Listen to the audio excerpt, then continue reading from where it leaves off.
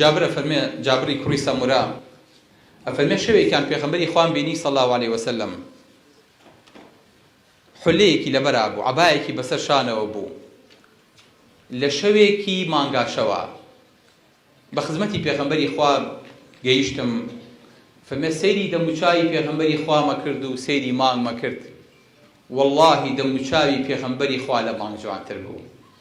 سبحان الله ئەم فەهمە نەک تەنها لە ئاسمان هەیە لەناو سەحابەشە ئەم فەهمە هەبوو کە دەموچاوی پێغەمبەری خوا صلی الله علیه و سلم لە مانگ جوانترە.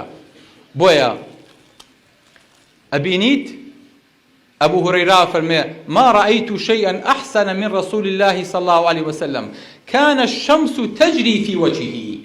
أبو هريرة فرمي دمشاركم نبيني رويكم نبيني منظركم نبيني لدمشاري پیغمبري خاصة صلى الله عليه وسلم جوان تربيه روش لناو دمشاوي عقرا خور لناو دمشاوي عقرا. سبحان الله صحابيك يوكو جابر بپیغمبري خوا فرمي دمشاوي مانگا ايوه تيران بيلي روجا همان وصف قرآن كي يقريته وجاري كيتر جاء لجابر برسن جابري كور عبد الله أفرمون أكان وجه رسول الله صلى الله عليه وسلم مثل السيف آية دمشاوي پیغمبري خوا صلى الله عليه وسلم وكو شمشير وابو بريقباتوا أفرمي لا كان مثل الشمس والقمر وكان مستديرا.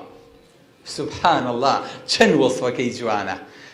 ئەی جابر دەموچاوی پێغەمبەری خوا وەکو شمشێر وابوو تیشک باتەوە مس بێ؟